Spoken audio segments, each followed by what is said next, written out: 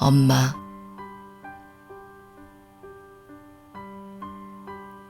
마당으로 뛰어내려와 안고 들어갈 텐데 웬일인지 엄마의 얼굴은 보이지 않았다. 또 숨었구나. 방문을 열어봐도 엄마가 없었다. 옳지. 그럼 다락에 있지. 발판을 갖다 놓고 다락문을 열었으나 엄마는 거기도 없었다. 건너방까지 가봐도 없었을 때에는 앞이 아니 보였다.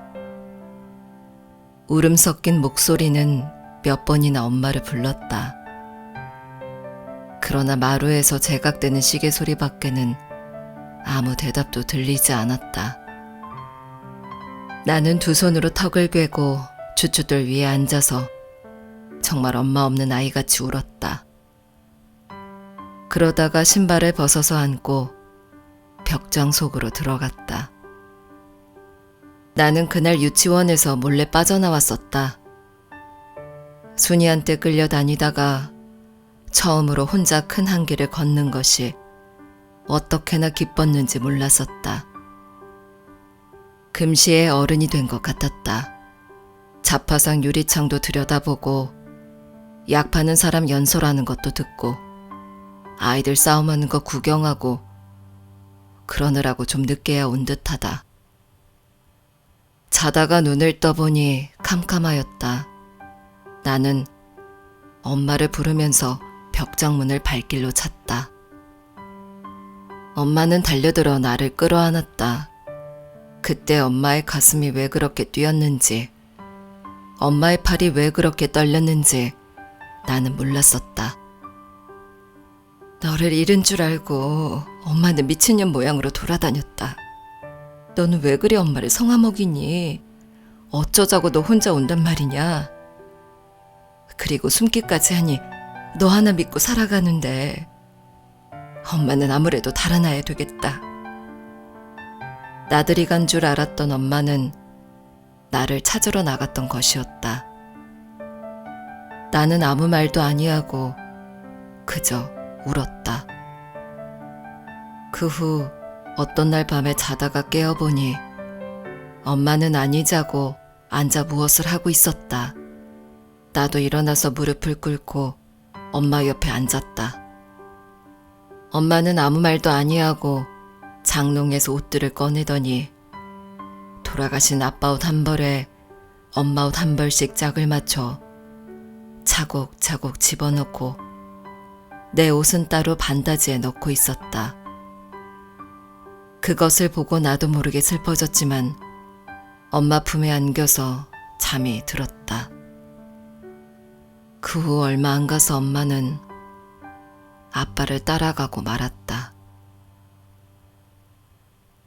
엄마가 나의 엄마였다는 것은 내가 타고난 영광이었다. 엄마는 우아하고 청초한 여성이었다. 그는 서화에 능하고 검은고는 도에 가까웠다고 한다. 내 기억으로는 그는 나에게나 남에게나 거짓말한 일이 없고 거만하거나 비겁하거나 몰인정한 적이 없었다. 내게 좋은 점이 있다면 엄마한테서 받은 것이요. 내가 많은 결점을 지닌 것은 엄마를 일찍이 잃어버려 그의 사랑 속에서 자라나지 못한 때문이다.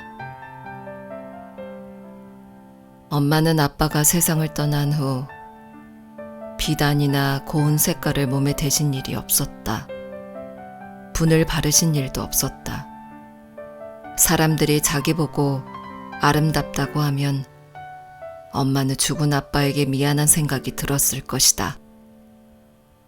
여름이면 모시, 겨울이면 옥양목.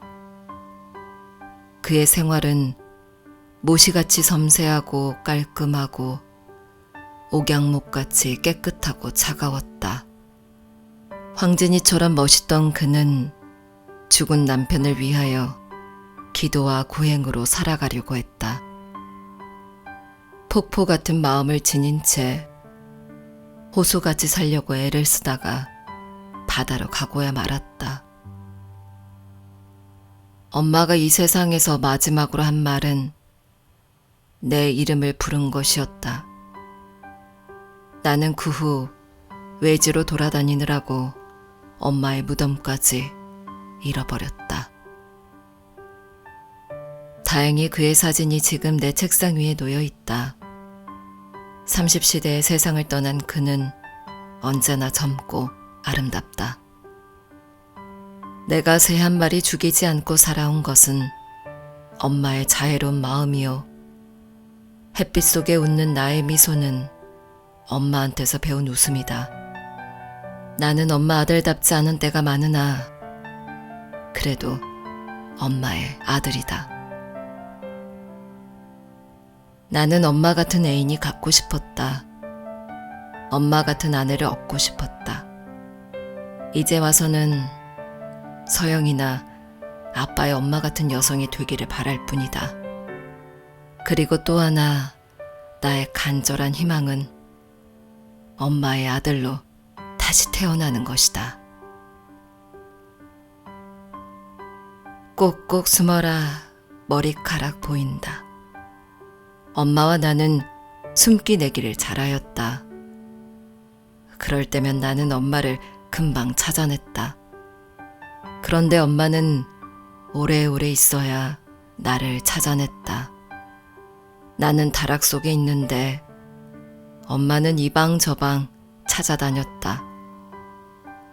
다락을 열고 들여다보고서도 여기도 없네 하고 그냥 가버린다.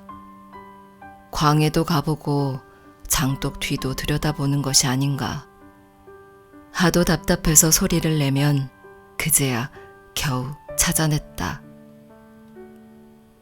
엄마가 왜 나를 금방 찾아내지 못하는지 나는 몰랐다. 엄마와 나는 구슬치기도 하였다. 그렇게 착하던 엄마도 구슬치기를 할 때는 아주 떼쟁이였다. 그런데 내 구슬을 다 딴 뒤에는 그 구슬들을 내게 도로 주었다. 왜 그 구슬들을 내게 도로 주는지 나는 몰랐다. 한 번은 글방에서 몰래 도망왔다. 너무 이른 것 같아서 한 길을 좀 돌아다니다가 집에 돌아왔다.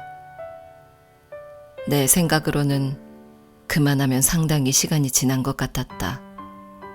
그런데 집에 들어서자 엄마는 왜 이렇게 일찍 왔느냐고 물었다. 어물어물했더니 엄마는 회초리로 종아리를 막 때린다. 나는 한나절이나 울다가 잠이 들었다. 자다 눈을 뜨니 엄마는 내 종아리를 만지면서 울고 있었다. 왜 엄마가 우는지 나는 몰랐다. 나는 글방에 가기 전부터 추상화를 그렸다. 엄마는 그 그림에 틀을 만들어서 벽에 붙여놓았다. 아직 우리나라에는 추상화가 없을 때라 우리 집에 오는 손님들은 아마 우리 엄마가 좀 돌았다고 생각하였을 것이다.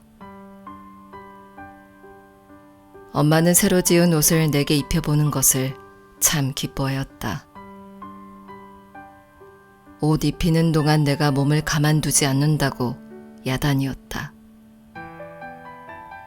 작년에 접어넣었던 것을 다 내어도 길이가 작다고 좋아하였다. 그런데 내 키가 지금도 작은 것은 참 미안한 일이다. 밤이면 엄마는 나를 데리고 마당에 내려가 별 많은 하늘을 쳐다보았다. 북두칠성을 찾아 북극성을 가르쳐 주었다. 은하수는 별들이 모인 것이라고 일러주었다. 나는 그때 그것을 이해할 수가 없었다. 불행히 천문학자는 되지 못했지만 나는 그 후부터 하늘을 쳐다보는 버릇이 생겼다. 엄마는 나에게 어린 왕자 이야기를 하여 주었다. 나는 왕자를 부러워하지 않았다. 전복을 입고 복권을 쓰고 다니던 내가 왕자 같다고 생각하여서가 아니라 왕자의 엄마인 황후보다 우리 엄마가 더 예쁘다고 믿었기 때문이었다. 그렇게 예쁜 엄마가 나를 두고 달아날까봐 나는 가끔 걱정스러웠다. 어떤 때는 엄마가 나의 정말 엄마가 아닌가 걱정스러운 때도 있었다. 엄마가 나를 버리고 달아나면 어쩌느냐고 물어보았다. 그때 엄마는 3번이나 고개를 흔들었다. 그렇게 영영 가버릴 것을 왜 3번이나 고개를 흔들었는지 지금도 나는 알 수가 없다.